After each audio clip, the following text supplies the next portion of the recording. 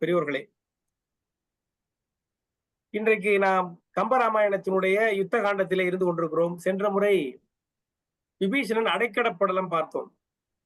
இந்த அடைக்கடப்படலத்தில் என்ன ஒரு சிறப்பு என்னவென்று சொன்னால், எதிரினுடைய முகாம் என்று தெரிந்தும் விபீடனன் அங்கே நம்பிக்கையோடு வருகிறான். அன்பு ஒழுக அவன் அங்கே நிற்கிறான். அவனுடைய பாத கமலங்களிலே சரணாகதி ஆவதற்காக அங்கே தயாராக வந்திருக்கிறான். அவனுடைய அன்பை உணர்ந்து ராமன் அவரை ஏற்றுக்கொள்ளுகிறான். அதற்கு அனுமனுடைய பங்கு எப்படி மகத்தானது என்பதை சென்ற அந்த படலத்திலே பார்த்தோம். ஒரு ஆகச் சிறந்த மதிநுட்பத்தோடு அனுமன் எப்படி விபீஷணனை மதித்தான், அவனை எப்படி அறிமுகப்படுத்தினான் என்பதையெல்லாம் ரொம்ப சிலாகித்து நாம் சென்ற படலத்திலே நாம் பார்த்தோம். அப்படி விபீஷணனை தன்னுடைய தம்பியாக ராமன் ஏற்றுக்கொள்ளுகிறான். அவனை விழிக்கிற பொழுது அகனமர் காதல் ஐய என்று விழிக்கிறார் கம்பர். ஏனென்று சொன்னால் அப்படி அன்பின் உருவமாக அங்கே விபீடனன் தோற்றமளிக்கிறான். ஆகவே அவனுடைய அன்பை உணர்ந்து கொண்டு ராமன் அவனை தன்னுடைய சகோதரனாக ஏற்றுக்கொள்கிறான் என்று பார்த்தோம். இப்படி அவனுக்குரிய இடத்தை கொடுங்கள் என்று சொல்லிவிட்டு அடுத்து என்ன செய்வது என்று எல்லோரும் யோசிக்கிறார்கள். யோசிக்கிற பொழுது இந்த கடலை கடக்க வேண்டும் என்பது மிகப்பெரிய சவாலாக முன்னால் நிற்கிறது. அந்த கடலை எப்படி கடப்பது என்று யோசித்துக் கொண்டிருக்கிறார்கள். இதோடு நாம் பார்த்தோம். இன்றைக்கு நாம் பார்க்கவிருப்பது அன்பிற்குரிய ஐயா பொதிகையார் சொன்னது போல 3 படலங்கள். 3 படலங்கள். இந்த 3 படலங்களில் முக்கியமாக அந்த சேது பந்தனம் என்று சொல்லக்கூடிய அந்த அந்த கடல் அணையை எப்படி ராமன் கட்டுகிறான் என்பதுதான் இதில் உள்ள முக்கியமான ஒரு பகுதி. அந்த பகுதி நிகழ்வதற்கு முதல் படலம், அங்கே ராமன் கடல் பகுதியில் வந்து நின்று அந்த கடலை நோக்குகிறான். இந்த கடலை எப்படி நாம் கடப்பது என்று எண்ணி அவன் அங்கே நோக்கி கொண்டிருக்கிறான். சரி,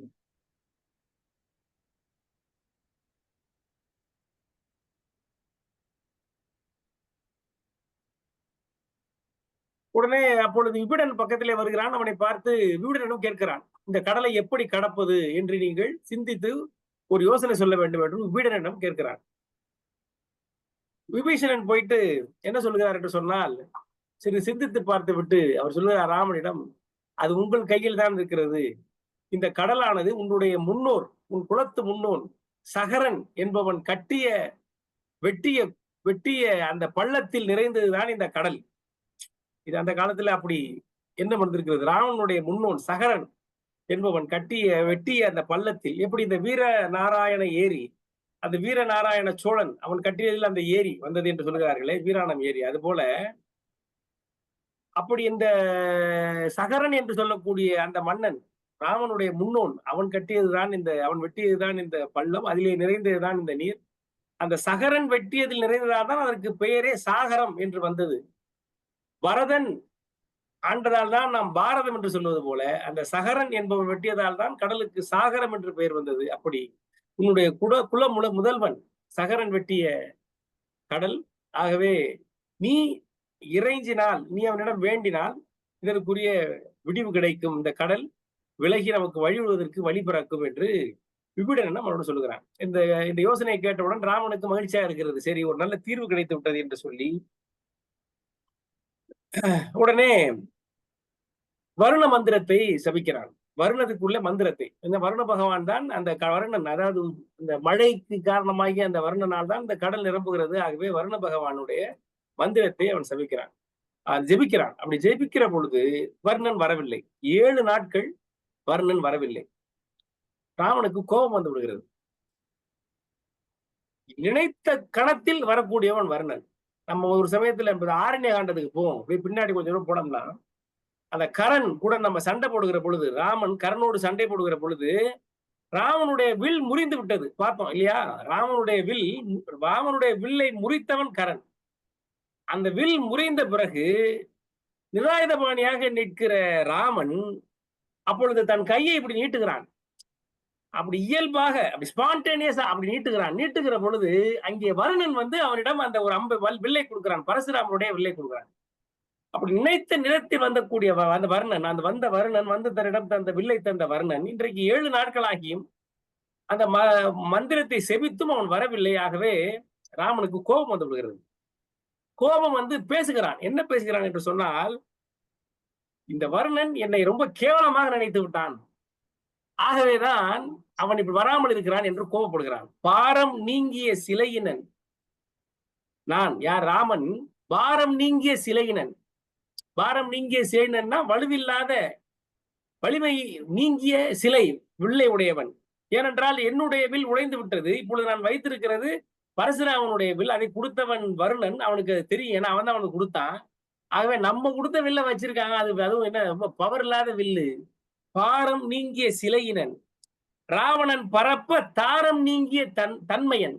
ராவணன் தன்னுடைய பறித்து கொண்டு போக தன்னுடைய தாரத்தை இழந்தவன். ஆதலின் வீரம் நீங்கிய மனிதன் நான் என்று இகழ்ச்சி மேல் விளைய ஈரம் நீங்கியது எரி கடல் ஆம் என இசைந்தான். என்னுடைய வில் பலமிழந்து விட்டது. ராவணன் தூக்கி கொண்டு போக என்னுடைய மனைவியை இழந்தவன் நான்.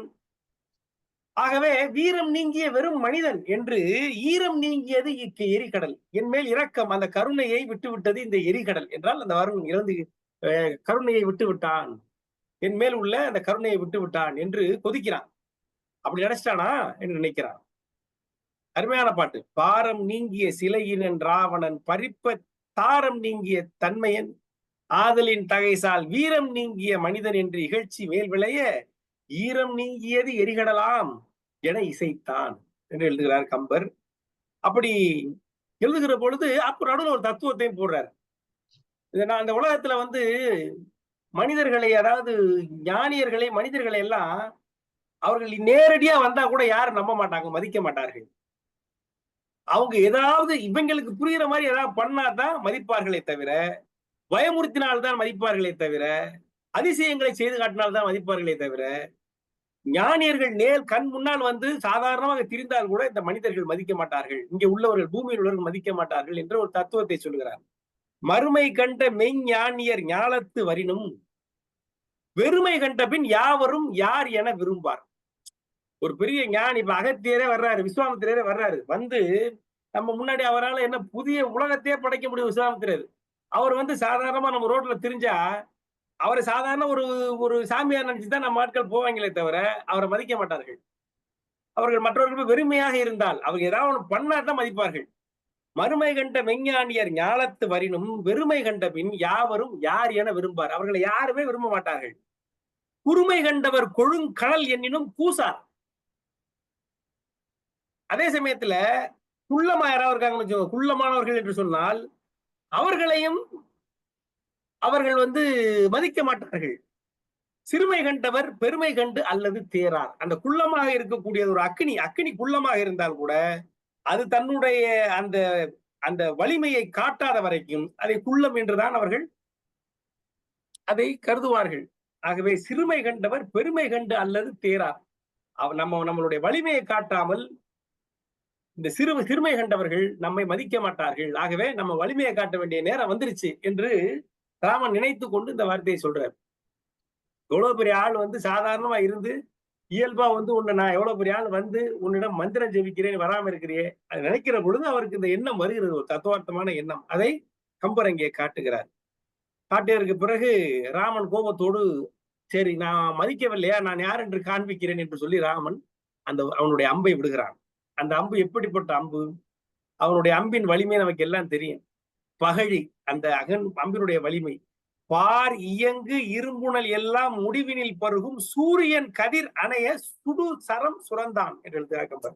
இந்த உலகத்தில் இருக்கக்கூடிய தண்ணி எல்லாம் ஒரு சொட்டு இல்லாம அத்தனையும் குடிச்சிருவான்.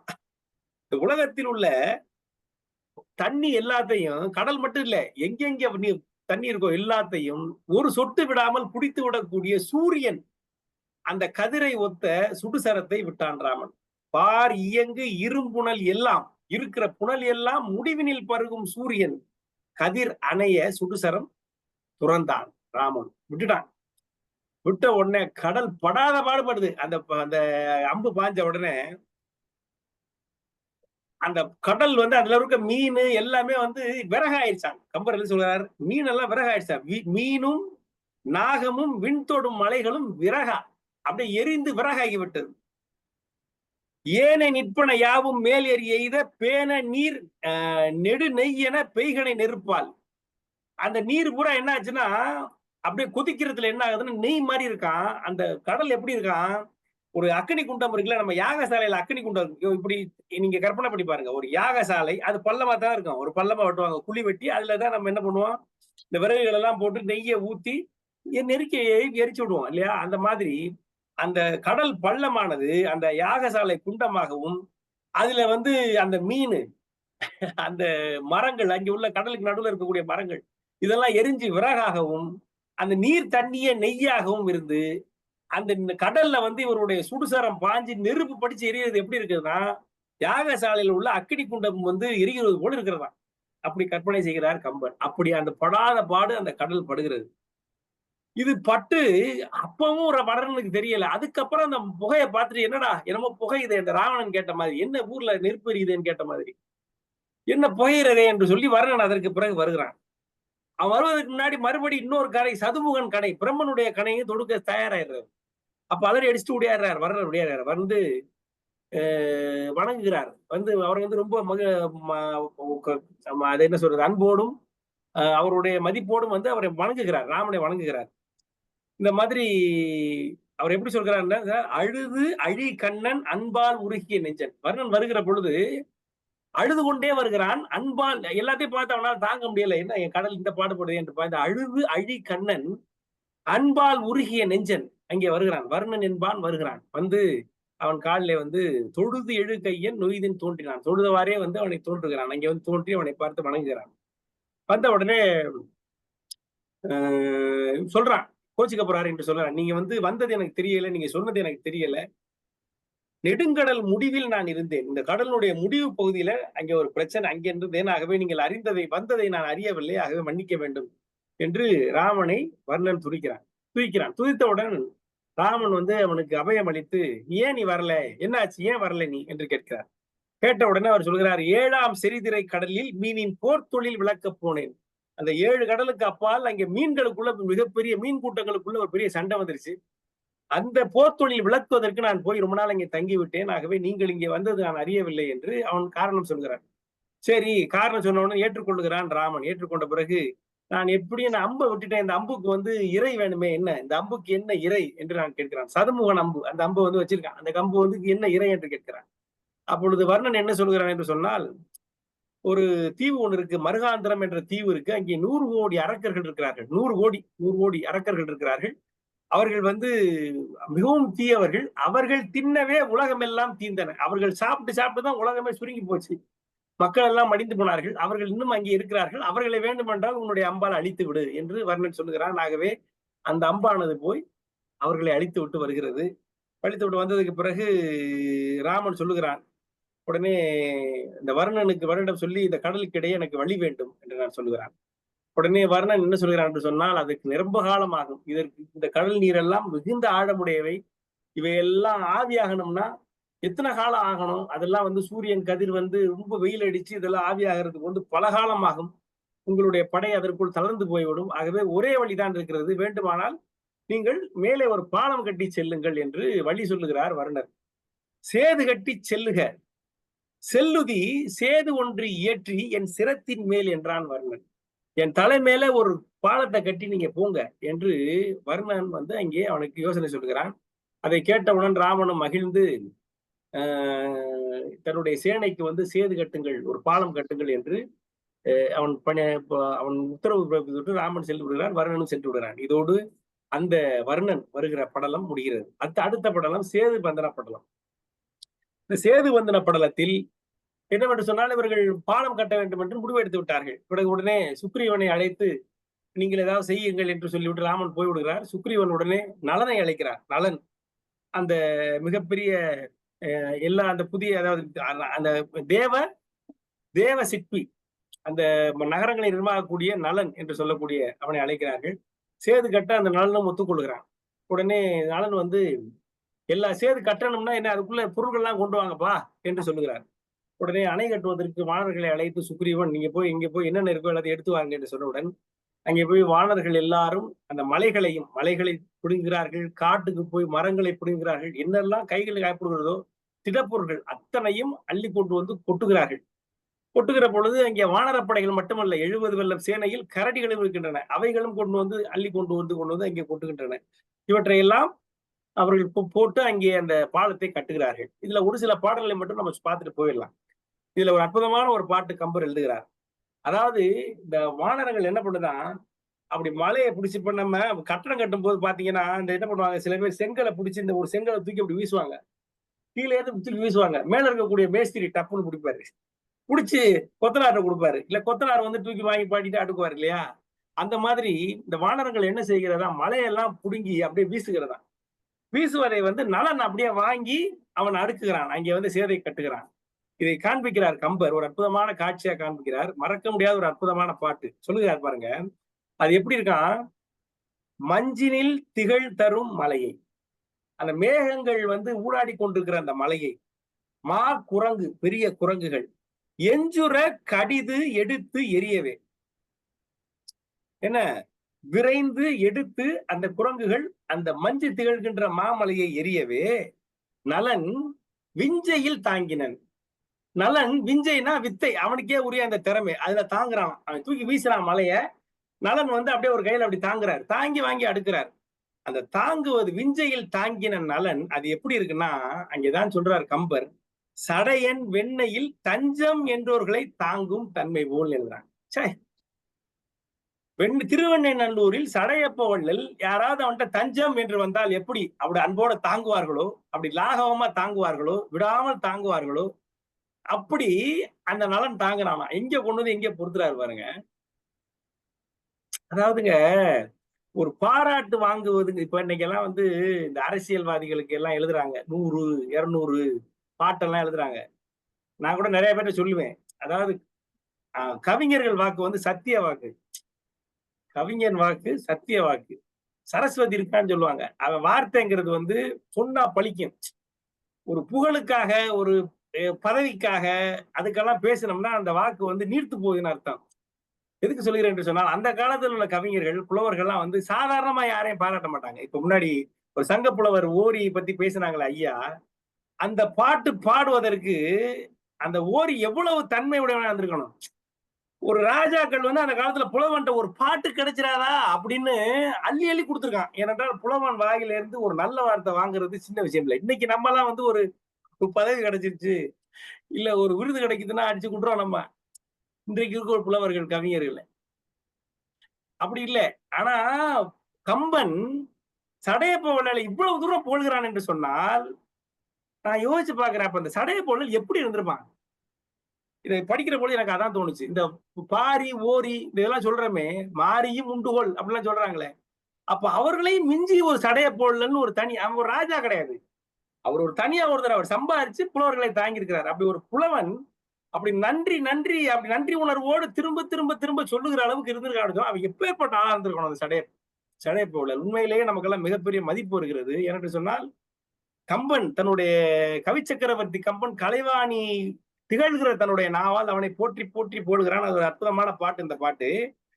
மஞ்சினில் திகழ் தரும் மலையை மாக்குரங்கு எஞ்சுர கடிது எடுத்து எரியவே நலன் விஞ்சையில் தாங்கினன். விஞ்சைனா அவனுக்கே உரிய வித்தையில தாங்கினன். சடையன் வெண்ணையில் தஞ்சம் என்றோர்களை தாங்கும் தன்மை போல் என்று எழுதுகிறான். அற்புதமான ஒரு பாட்டு. அப்படி வாங்கி வாங்கி அடுக்கி கொண்டே வருகிறான். அடிக்கிட்ட உடனே இது நடுவில் குரங்குகள் மட்டுமா, நடுவுல கரடி கூட்டம் கொண்டு வந்து மலைகளை கொண்டு வந்து கொட்டுது. அது கொட்டுறது என்ன, தூக்கி அது கொட்டுறதுல கொண்டு வந்து என்ன ஆகுதுன்னா, அந்த மலை ஒன்னோட ஒண்ணு உள்ள போயிட்டு ஆழத்துக்குள்ள போகுதுல, போன ஒன்னோட ஒண்ணு பொருதி அப்படியே சுண்ணாம்பு மாதிரி என்ன ஆயிருதான், பொடியாகுதான். அந்த மலை, அந்த அந்த கரடிகள் கொண்டு வந்து வீசுறதுல அந்த மலைகள்லாம் ஒன்னோட ஒண்ணு மோதி பொடியாகி தரையில் போய் புதிந்தன புதிந்தன ஒன்னோடு புதிந்தன என்றெல்லாம் காமிக்கிறார். நிறைய பாடல்கள் எழுதியிருக்கார். அதுக்கப்புறம் ஒரு அற்புதமான பாட்டு, ஒரு நல்ல காட்சி. இது என்ன பண்ணுதான், அந்த மலை சுமந்து வருவன வானரம். இந்த மலைகளை வந்து வரிசையா வானரம் கற்பனை பண்ணி பாருங்க. மலை சுமந்து வருகவன வானரம் நிலையில் நின்றன. இந்த அதாவது வரிசையா தூக்கிட்டே வந்துருது. கூட்டம் 70 வெள்ளம் கூட்டம். ஒருத்தர் வாங்கி வாங்கி தானே போட்டுக்கிட்டு இருக்கான். அப்ப வரிசையா நின்றுட்டு இருக்காங்க லைன்ல. அவங்க ஒவ்வொரு மலையா கொண்டு வந்து இறக்கி இறக்கி அவங்க வச்சுக்கிட்டு இருக்காங்க. கற்பனை பண்ணி பாருங்க. அப்ப நிக்கிறது இங்க பாருங்க, மலை சுமந்து வருவன வானரம் நிலையில் நின்றன. ஒரு இடத்துல நின்றன. அதை பார்த்தா எப்படி இருக்கான், அலை நெடுங்கடல் அன்றியும் ஆண்டு தம் தலையின் மேலும் ஒரு சேது தருவன போலாம். அதை பார்த்தா எப்படி இருக்கான், கடலுக்குள்ள ஒரு சேது இருக்கான், வரிசையா நிக்கிற வானர் தலை மேல ஒரு சேது, ஒரு பாலம் இருக்கிறதா, அது போல தெரிகிறது என்று கம்பர் கற்பனை செய்கிறார். அப்படி கல்லு அடிக்கு பாதி தூரம் அங்கே ஒரு பாலம், இந்த கல்லை தூக்கி கொண்டு வரிசையா தலையில எல்லா வானரங்களும் நின்றுகிட்டு இருக்கு, அது மேல இருந்து பார்த்தா அது ஒரு தலை மேல ஒரு பாலம் இருக்கிறது போல இருக்கான். அலை நெடுங்கடல் அன்றியும் ஆண்டு தம் தலையின் மேலும் ஒரு சேது தருவன போலாம் மலை சுமந்து வருவன வானரம். அந்த மலையை சுமந்து வருகிற வானரங்கள் அப்படிப்பட்ட காட்சியை தருகின்றன என்று காண்பிக்கிறார் கம்பர். அப்புறம் இன்னொரு நல்ல ஒரு அருமையான ஒரு செய்தி சொல்லுகிறார். இந்த வானர்கள் என்ன பண்ணுதான், அந்த மரங்களை அப்படியே புடுங்கி வீசுதான், கொண்டு வந்து கொட்டுது, புடுங்கி வீசல கொண்டு வந்து அந்த கடலுக்குள்ள கொட்டுது. அந்த மரங்கள் பெரிய வலிந்த வலிமையான மரங்கள் என்ன இருக்கான், அது தூக்கி வீசுகிற பொழுது, வேரோட புடுங்கி வீசுகிற பொழுது, அதுல சின்ன கொடிகள் சுட்டி கொண்டிருக்கும் பாத்தீங்களா, பெரிய மரங்கள்ல கொடிகள் எல்லாம் சுட்டி கொண்டிருக்கும் பாத்தீங்களா, அந்த கொடிகளும் சேர்ந்து அதோட கடலுக்குள்ள விழுவுதான். அதை பாக்குற கம்பர் எப்படி சொல்கிறார்களாம், எப்படி சொல்றாரு அவரு, எப்படி இருக்கான் அவர் சொல்றாரு அவரு, நிலம் அரங்கிய வேரோடு நேர் பறித்து அலமரும் துயர் எய்தின ஆயினும், வேரோட அந்த மரங்கள் துயரோட வந்தாலும் பல மரங்களை விட்டில, அந்த வலிமையான மரங்களை விடவில்லை. எவை என்று சொன்னால் கொடிகள், அந்த கொடிகள் அவை மாசியிலா குளமடந்தையர் என்ன கொடிகளே என்று எழுதுகிறார். அதாவது தன் கணவனுக்கு எவ்வளவு துன்பம் வந்தாலும் அந்த துன்பங்களை விட்டு விலகாமல் அவனோடு கடைசி வரை போராடுகிற குளமடந்தையர் பெண்களை போல அந்த வலிமையான மரங்களோடு அந்த கொடிகளும் அவனை விட்டு விலகாமல் அந்த துயர் காலத்திலும் அவனோடு சேர்ந்து கடலில் விழுந்தவன் கற்பனை செய்கிறார் கம்பர். என்ன கவி சக்கரவர்த்தி கம்பர்னு சொல்றான். எங்க கொண்டு வந்து யோசிக்கிறார் பாருங்க. அப்படி அந்த வலிய மரங்களோடு கொடிகளும் சேர்ந்து விழுந்தது ஒரு செய்தி. அதை எப்படி சொல்கிறார் சொன்னால், தன் கணவனை கடைசி காலம் வரையிலும் துயர் வந்த காலத்திலும் விடாமல் அவனோடு தொடர்ந்து வருகிற குளமடந்தையர் போல அந்த கொடிகள் இருந்தன என்று கற்பனை செய்கிறார் கம்பர். இப்படி சேது பந்தனம் கருதுகிற போது பல்வேறு காட்சிகளை காண்பித்துக் கொண்டு வருகிறார். கடைசியில அணை கட்டி முடித்து விடுகிறார்கள். வானரம் எல்லாம் பெரிய ஆரவாரம் செய்கிறது. அப்படி அந்த சேது பந்தனம் சேது கட்டியிருக்கு. இப்ப ராமேஸ்வரத்துக்கும் இலங்கைக்கு நடுவுல ஒரு பெரிய பாலம் இருக்கு. இந்த பாலத்தை பார்த்துட்டு சும்மா இருப்பாரா கம்பர்? அதுக்கப்புறம் ஒரு 10 பாட்டு போடுறாரு. அதுல ஒரு 2 பாட்டு நமக்கு சொல்லலாம்னு நினைக்கிறேன். என்னன்னா, அந்த அந்த சேது எப்படி தெரிகிறதா, ஒரு இது இருக்குல்ல, என்ன சொல்றது, ஆதிசேஷன் ஆதிசேஷன் ஆதிசேஷன் அவன் படுத்துக்கிட்டு, அது படுத்திருக்கான், அது படுத்து என் முதுகு மேல ராமன் ஏறி போகட்டும், அவன் படை போகட்டும், அங்கே சீதை தனியாக இருக்கிறாள், இவனும் துன்பப்பட்டிருக்கிறான், அவங்க துன்பம் தீர்வதற்கு திருமால் படுத்துக்கக்கூடிய ஆதிசேஷனே அங்க படுத்துக்கொண்டு தன் முதுகில் மேல் ஏறி போகட்டும் என்று படுத்து கிடப்பது போல அந்த பாலம் இருந்ததாம். நாயகன் தோடு சேர்குழலால் துயர் நீக்குவான். அந்த மனமுள்ள மலர்களை அடையக்கூடிய அந்த பெண் சீதையினுடைய துயரை தீர்க்கக்கூடிய நாயகன் ஓடும் என் முதுகெட்டு என ஓங்கிய சேடன் என பொழிந்தது சேது.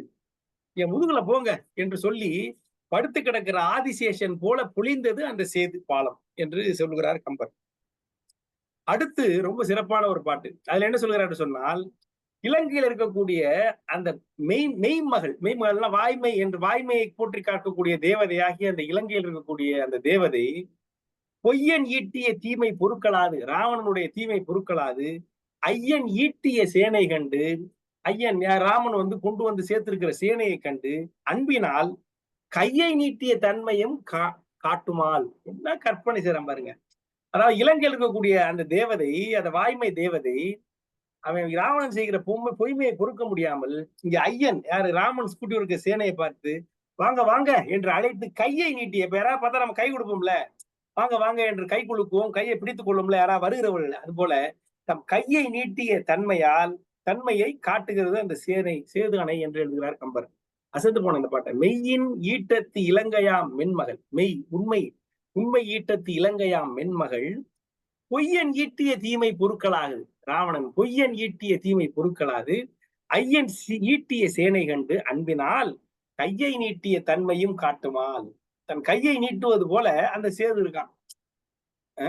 அப்படி ஒரு கையை நீட்டி கை கொடுக்கிற மாதிரி, இல்ல வா என்று அழைக்கிற மாதிரி, தன் கையை நீட்டுகிற அன்போல கையை நீட்டுகிறது போல அந்த சேதுவழி இருக்கிறது என்று கம்பர் காட்டுகிறார்.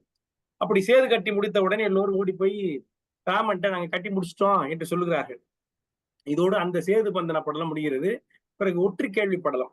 இந்த படலத்தில் ராமன் வந்து வந்து சொன்ன உடனே ராமனுக்கு ரொம்ப மகிழ்ச்சியாகி விடுகிறது. விரைவாக வந்து அவர்கள் அங்கே இதை பார்க்கிறார்கள். யார் இந்த அணையை காண்பிக்க வருகிறார்கள். அணையை பார்த்தவுடன் ராமன் அசந்து போய் விடுகிறான். பார்த்து உவந்து பாராட்டுகிறான் எல்லாரையும். இவர்கள் இலங்கைக்கு மட்டுமா படை கட்டுவார்கள், அணை கட்டுவார்கள். 7 கடலையும் அணையாலே அடைத்து விடுவார்கள். அந்த அளவுக்கு திறமைசாலிகள் நமது படை வீரர்கள் என்று புகழுகிறான் ராமன். ஆழியின் இலங்கை நெடிது அத்திசையின் ஆமேல் 7 கடலும் கடிது அடைப்பார் இவர். 7 கடலையும் சீக்கிரமே கட்டி அடைச்சு விடுவார்கள் இவர்கள். அவ்வளவு திறமைசாலிகள் என்று புகழ்கிறான். பிறகு ஒரு நொடி கூட தாமதிக்காமல் உடனே கிளம்ப வேண்டும் என்று எல்லோரும் அணை மீது செல்ல ஆரம்பிக்கிறார். அந்த அணை மீது வானரப்படை போய்க் கொண்டிருக்கிறது. பெரிய படை 70 வெள்ளம் படை ராமனோடு சேர்ந்து போய்க் கொண்டிருக்கிறது. ராம லட்சுமணர்களோடு விபீடனோடு. அப்படி போடுகிற பொழுது அது எப்படி போகிறது என்று கம்பர் கற்பனை செய்கிறார். எப்படி போகிறது கற்பனை செய்கிறார் என்று சொன்னால், உயர்ந்த கரையூடே கருங்கடல் புக பெருங்காவிரி கடுப்ப. ஒரு காவிரி ஆறு போவது போல. அதாவது இந்த நீங்க கற்பனை பண்ணி பாருங்க. 2 கரைகளிலேயும் வந்து அந்த மணிகள் மணி நவமணிகள் நவமணிகள் அப்புறம் சந்தன மரங்கள் இதெல்லாம் வந்து 2 பக்கம் இருக்க. ஏன்னா இவங்க தூக்கி போட்டிருக்காங்க இதெல்லாம். இது அந்த மரம்லாம் அது வருகா கிடைக்கும்னு சொருவி இருக்கு. அப்படி இருக்கும் போது அந்த சந்தன மரங்கள் போட்டதுல கல்லெல்லாம் தூக்கி கீழே போட்டதுல கீழே உள்ள முத்து பவளம் எல்லாம் மேல வந்துருச்சு. அப்படி மேல வந்து அது நடுவுல பாலம் கட்டியாச்சு. அந்த பாலத்துக்கு நடுவுல போய் கொண்டிருக்கிறாரு. அப்படி போகும்போது எப்படி இருக்கிறதுன்னு சொன்னால் 2 பக்கங்களையும் நவமணிகளையும் சந்தன மரங்களையும் சூழ 2 கரைகளில் வைத்துக் கொண்டு காவிரி போவது போல அந்த மக்கள் போனார்கள் என்று காவிரி ஆற்றை அங்கே நினைக்கிறார் கம்பர். அப்படி அதை காண்பிக்கிறார். இருங்கவிக்குள் சேனை, இந்த குரங்கு சேனை மணி ஆரம் இடறி தன் மருங்கு வளர் தென்திரை வயங்கு பொழிலென. 2 பக்கமும் மரங்கள் சூழ்ந்த பொழிலென ஒருங்கு நனி போயின. ஒருங்கா முன்னா ஒரே மாதிரி போயின. உயர்ந்த கரையூட கருங்கடல் புகு பெரு காவிரி தடுப்ப. காவிரி வந்து கடலை நோக்கி தன் 2 பக்கங்களிலும் கரைகளில் வந்து இந்த நவமணிகளையும் சந்தன மரங்களையும் வைத்துக் கொண்டு போவது போல அந்த வானரப்படை போனது என்று கற்பனை செய்கிறார். பிறகு அப்ப வருகிற பொழுது ராமனை துதித்துக் கொண்டும் அவனை புகழ்ந்து கொண்டும் அவனுக்கு குடைபிடித்தும் சாமரை வீசிக் கொண்டும் எல்லோரும் வருகிறார்கள். அவர்கள் கடலை சேது பந்தனத்தை சேது மூலம் ஏறி வந்து வேகமாக ஒரு கூட தாமதிக்காமல் வந்து இலங்கையினுடைய ஒரு கரையை அடைந்து விடுகிறார்கள். அங்கே போய் சுவேல மலை என்று சொல்லக்கூடிய ஒரு மலையிலே ராமன் தங்குகிறான். பிறகு அங்கே நீலன், அவனுடைய படைத்தலைவன் நீலன், அவனிடம் அழைத்து படை வீடு அமையுங்கள். படை வீடுனா அந்த குடிசை மாதிரி எல்லாம் அந்த கேம்ப் அதை செய் அப்படின்னு சொல்லுகிறான். நீலன் வந்து எல்லாருக்கும் தனித்தனியாக அந்த படை வீடுகளை அமைத்துக் கொடுக்கிறான். ராமன் லட்சுமணனுக்கு ஒருத்தவங்களும் விபீஷணனுக்கு சுக்ரீவன் அப்படி தனித்தனியாக அடைத்து கொடுக்கிறான். எல்லா வீரர்களும் அங்கே தங்குகிறார்கள். இப்படி கரையில வந்து இறங்கி விட்டார். இப்போ நம்மால வந்து என்ன ஆச்சுன்னா பாஸ்போர்ட் வாங்காம இந்தியாவில இருந்து இலங்கைக்கு போயிட்டார். போயிட்டு அங்கே போய் அந்த கடற்கரையை போய் மறுபடியும் நிற்கிறார். நிற்கிற பொழுது அந்த நிலாவொளி வருகிறது. அந்த நிலவொளி வந்து அவனுடைய தோல் மேல படுது. யார் மேல? ராமனுடைய தோல் மேல. அதை பார்க்கிறார் கம்பர். அந்த பார்க்கிற பொழுது அவருக்கு எப்படி இருக்கிறது சொன்னால், ஒரு மலை மேல பாம்பு ஊறுவது போல இருந்தான். ஒரு மலை மேல மரகத மலை மேல் ஒரு பாம்பு ஊறுவது போல, வெள்ளை பாம்பு ஊறுவது போல அவனுடைய கருத்த உயர்ந்த தோள்களின் மேல அந்த நிலவொளி படுவது. ஒரு மரகதம், ஐயோ மரகதமோ மறிகடலோ ஐயோ என்று சொல்லுவாங்க இல்லையா, அந்த மரகத மலை, அந்த மலை ராமன். அந்த மலை போன்ற தோளில் வெள்ளை ஒரு நாகம் ஊறுவது போல அந்த நிலவொளி அந்த கருத்த மெனியில் ஊர்ந்தது என்று அந்த காட்சியை அங்கே காண்பிக்கிறார் கம்பர். பிறகு அது பாட்டு தடுப்படுவோம். பிறகு அந்த இடத்துல நிக்கிற பொழுது ஒரு அற்புதமான ஒரு பாடல். நம்ம கொஞ்ச நேரம் செலவழிக்கலாம் அந்த பாட்டுக்கு. இந்த பாட்டு ராமனுடைய விரகதாபம். அந்த ராமன் அந்த இடத்துக்கு வந்த உடனே அவனுடைய மனைவியை நினைத்து அவனுக்கு அந்த விரகதாபத்தில் வருந்துகிறான். ஒரு 2, 3 பாடல் எழுதியிருக்கிறார். அந்த பாடலில் இந்த பாட்டை போடுறார். அதுக்கு என்ன சொல்கிறார் கம்பர்? அதாவது சீதை என்கிற அவள் சீதையினுடைய காதல் என்பது பல காதம் தள்ளி இருந்தாலும் சுடக்கூடியது. இப்போ அவன் நெருங்கி வந்துட்டான். ஆகவே இன்னும் அதிகமாக சுடுகிறது. இன்னும் அதிகமாக சுடுகிறது ஒரு முறை உள்ளது.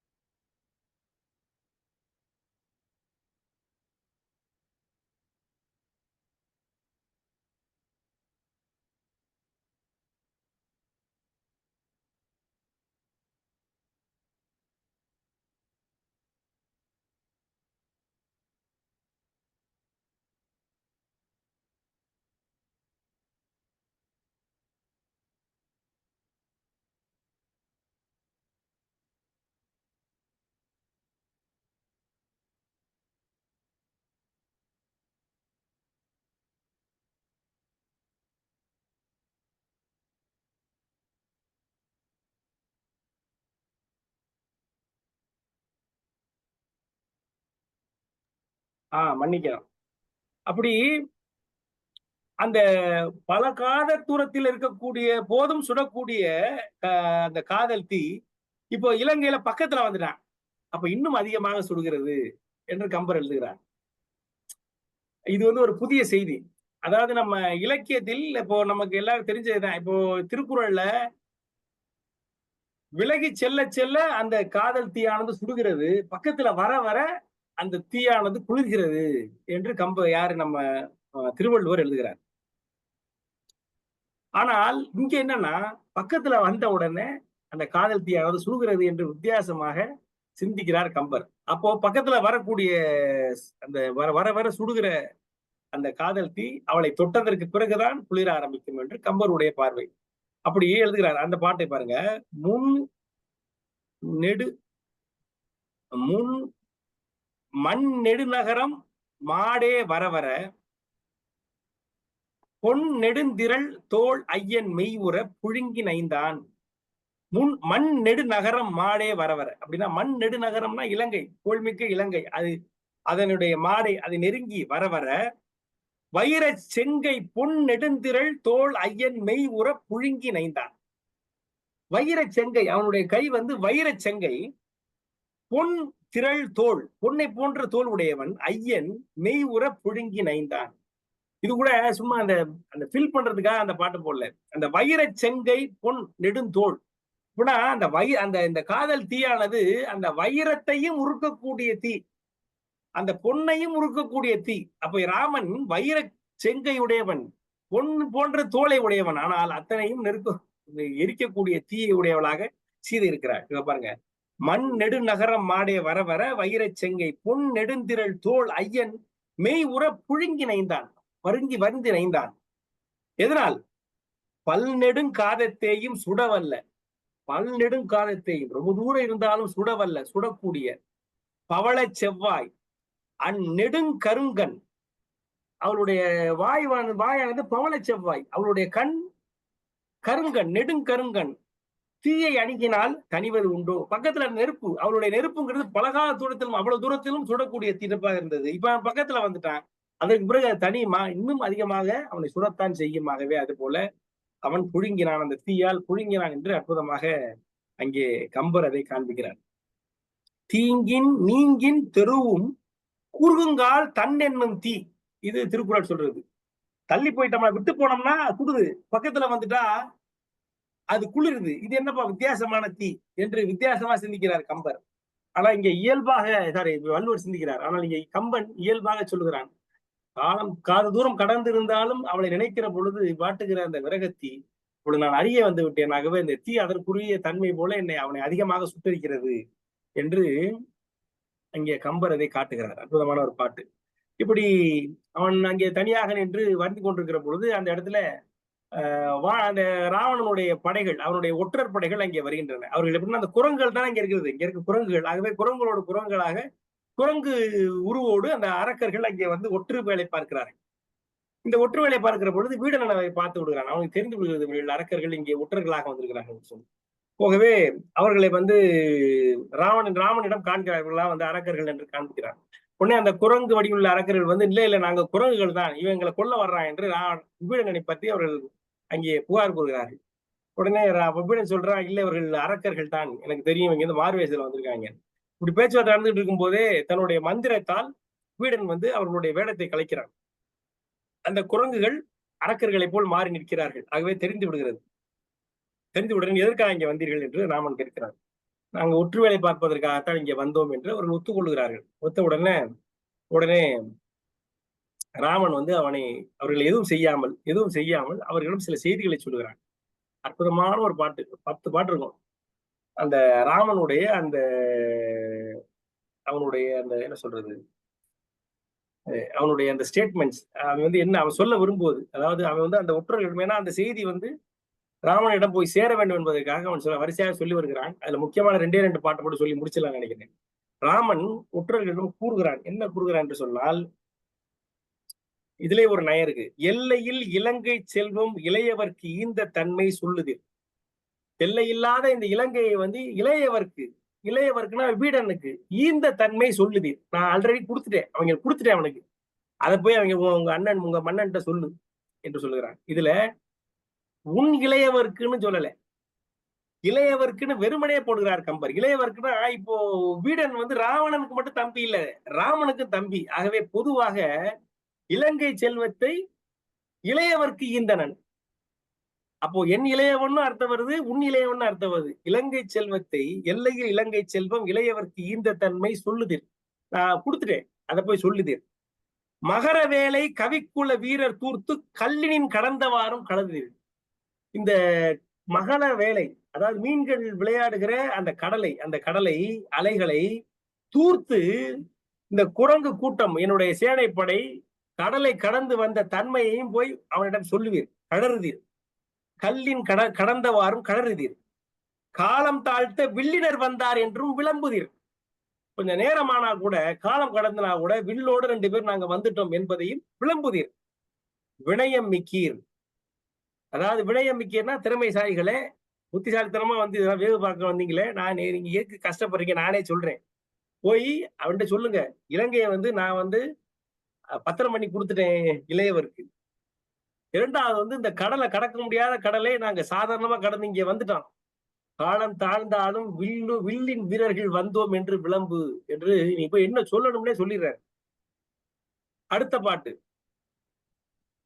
தீட்டுரு மழுவால் வீரன் தாதையை செற்றோன் சுற்றம் மாட்டிய வண்ணம் என்ன வருக்கமும் மற்றும் முற்றும் வீட்டி என் தாதைக்காக மெய்ப்புலி விசும்புலரை ஊட்டுவேன் உயிர் கொண்டு என்னும் வார்த்தையும் உணர்த்துவீராள் என்று சொல்கிறார். இது ஒரு கடினமான பாட்டு. என்ன சொல்கிறார் என்று சொன்னால், மழுவை வாளாக கொண்ட பரசுராமன், தீட்டுரு மழுவால் வீரன்,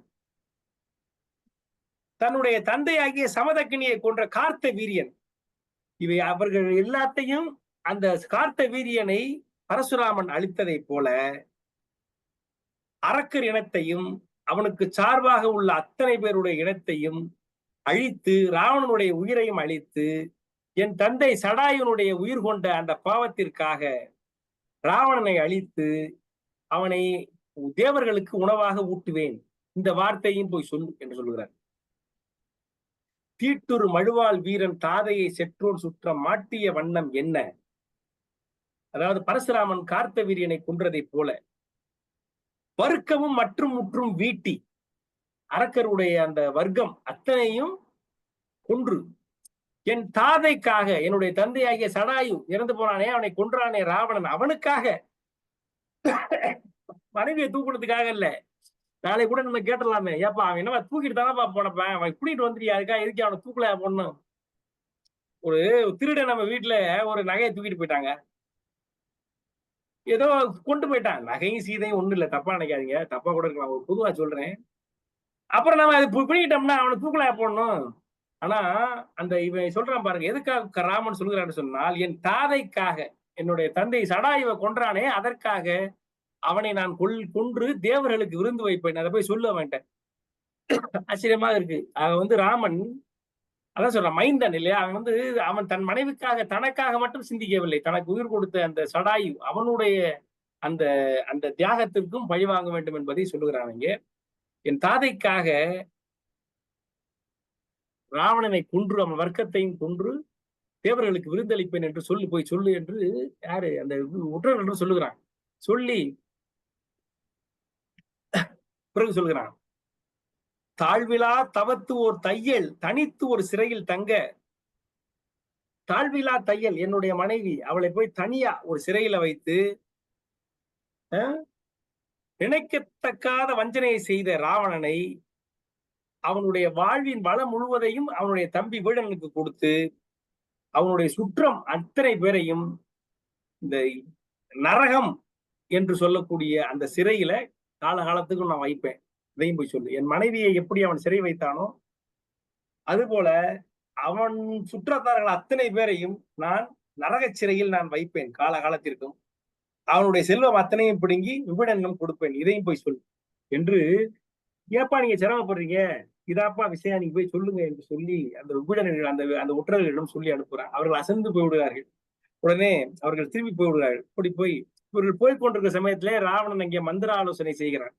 என்ன பண்ணலாம் ஏது பண்ணலாம்னு வாடி வழக்க போல ஒரு கூட்டம் கூட்டுகிறான். அப்பொழுது மாலியவான் என்கிறவன் அவன் சொல்றான், அதாவது இவங்க சாதாரண ஆட்களா தெரியல, நம்ம கொஞ்சம் நிதானிச்சு வேலை செய்யணும் என்று சொல்கிறான். சுட்டவா கண்டும் தொல்நகர் வேலையை தட்டவா கண்டும் தாற்றதவரை கட்டவா கண்டும் கண் எதிரே வந்து விட்டவா கண்டும் மேல் என்ன வேண்டுமோ என்று எழுதுகிறார் கம்பர். அதாவது சுட்டவா கண்டும் நம்முடைய இலங்கையை ஒருத்தன் வந்து சுட்டுட்டு போயிட்டான் நெருப்புல, அதை பார்த்தும் தொல்நகர் வேலையை தட்டவா கண்டும். அதாவது தொல்நகர் வேலைன்னா நம்முடைய ராஜ்யத்தின் ஒரு பகுதியை ஆண்டு கொண்டிருந்த கரண் அவர்களை கரண் சகோதரர்களை முற்றமாக அழித்தானே, அதையும் பார்த்துட்டோம். தா அற்ற தெவ்வரை கட்டவா கண்டும், அவர்களை கொன்றதை கண்டும், பிறகு கண்ணெதிரே வந்து விட்டவா கண்டும். இந்த கடலை வந்து அசால்ட்டா தூத்து கண்ணெதிரே வந்து நின்ட்டாங்க. இதை பார்த்தும் இதற்கு மேல் என்ன வேண்டுமோ, அவர்கள் எப்படிப்பட்டவர்கள் என்று நாம் நினைக்க வேண்டுமா? ஆகவே நம்ம கொஞ்சம் யோசிச்சு செய்யறது தேவையில்லை என்று மாலியவான் என்பவன் சொல்லுகிறான். அவனை கடிந்து கொள்ளுகிறான் ராவணன். போடா போ, இப்படி கூட போய் சேர்ந்துக்க போ, என் தம்பி கூட போய் தொலை போ என்று இதை சொல்ல வந்தா என்று சினந்து கொள்ளுகிறான் ராவணன். பிறகு மற்றவர்கள் எல்லாம் அதற்கு பிறகு எதுவும் பேசுவதாக இல்லை. இப்படி இப்ப வந்து இந்த மாதிரி அந்த மந்திராசனை போய் கொண்டிருக்கிறது. அப்பொழுது ஒற்றர்கள் இங்கே வருகிறார்கள். வந்த உடனே ராவணன் வாங்க வாங்க என்ன பார்த்தீங்க என்று கேட்கிறான். உடனே அவர்கள் எல்லாத்தையும் சொல்லுகிறார்கள். அதாவது ராமன் வந்து ஒண்ணும் இல்லை, ஒரு வில்லு மட்டும்தான் எடுத்தான். அந்த வில்லுல ஒரு அம்பு மட்டும்தான் எடுத்தான். அந்த எடுத்த உடனே அங்க வந்து கடலே வந்து அது வந்து அதனுடைய தன்மை இழந்து விட்டது, ஒரு பாலம் கொண்டு இடம் கொடுத்து விட்டது. அப்படிப்பட்ட வில் வீரனாக அவன் இருக்கிறான் என்று சொல்லுகிறார்கள். சொல்லிவிட்டு பிறகு நாங்கள் வந்து அங்கே போய் ஒற்றர்கள் என்று தெரிந்தும், அவர் குரங்கு வேடத்தில் போய் நாங்கள் ஒற்றர் என்று தெரிந்தும் அவன் என்னை கொல்லாது சில செய்திகளை சொல்லி இங்கே வந்து அனுப்பினான் என்று அவன் பார்த்த செய்திகள் எல்லாத்தையும், அவன் சொன்ன செய்திகள் எல்லாத்தையும் சொல்லுகிறார்கள். சொல்லிவிட்டு சொற்ற யாவையும் சோர்வு இன்றி சொல்லினார். ராமன் சொற்ற யாவையும் சொன்ன எல்லாவற்றையும் சோர்வின்றி சொல்லினார். குற்றம் யாவையும் கோலோடு நீங்குக, இற்றை நாள் முதல் ஆய்வு உண்டாக என்று வாழ்த்தி விட்டு சென்றார்கள். அதாவது போற போச்சுமா போலவர்கள் எல்லாத்தையும் சொல்லிட்டு, குற்றம் யாவையும், ஏதாவது குத்தம்னு ஏதாவது பண்ணியிருந்தா எல்லாத்தையும் விட்டு விடுங்கள், இற்றை நாய் முதல் ஆயுள் உண்டாக, இன்னிலிருந்து நல்லபடியா ஆயுளோடு நீங்கள் இருங்கள் என்று வாழ்த்துவது போல அவனுக்கு ஒரு எச்சரிக்கையும் சொல்லிவிட்டு அந்த ஒற்றர்கள் அங்கிருந்து நீங்குகிறார்கள் என்பதோடு இந்த படலம் முடிகிறது. இப்படி ஒற்றர்கள் படலம் முடிகிறது. இப்படி 3 படலங்களை இன்றைக்கு நாம் பார்க்கிறோம். கதை ஐயா சொன்னது போல போய்கொண்டிருக்கிறது. இந்த யுத்த காண்டத்தில் அடுத்தடுத்த செய்திகள், நிகழ்ச்சிகள் நடந்து கொண்டிருக்கின்றன. இந்த இதுல முக்கியமான செய்திகள் என்னவென்று சொன்னால், அந்த சேது பந்தனம் கட்டுவது, அதில் உள்ள சில காட்சிகள், அற்புதமான காட்சிகள். நான் ரொம்ப ரசிச்சது அந்த நலன் அந்த விஞ்சையில் தாங்குகிற அந்த கல் எப்படி இருக்குன்னு சொன்னால், வெண்ணிநல்லூர் சடையன் தன்னை தஞ்சம் என்று வந்தவர்களை தாங்குவது போல என்று பல்வேறு காட்சிகளையும் கவி சக்கரவர்த்தி தனக்கே உரிய அந்த திறமையால் இங்கே காண்பிக்கிறார். அந்த வகையில் இன்று பார்த்தோம். அடுத்த வாரம் அடுத்தடுத்த 3 படங்களை பார்த்து சீக்கிரமே சென்று சிறையில் இருக்கக்கூடிய சீதையை விடுவிப்போம் என்று சொல்லி அடியனுடைய பேச்சை செவிமடைத்த உங்கள் அன்பிற்குரிய ஆற்றல் மிகு அறிஞர்கள் அத்தனை பேருக்கும் என்னுடைய மனமார்ந்த நன்றி தெரிவித்து விடைபெறுகிறேன். நன்றி, வணக்கம். நன்றி ஐயா, ஒரு சிறப்பான ஒளிவை வழங்கியிருக்கின்றீர்கள். மிக அருமையாக இருந்தது. போர்க்கள காண்டம் என்பதால், யுத்த காண்டம் என்பதால் சற்று வேகமாக செல்கின்றதோ என்கின்ற ஒரு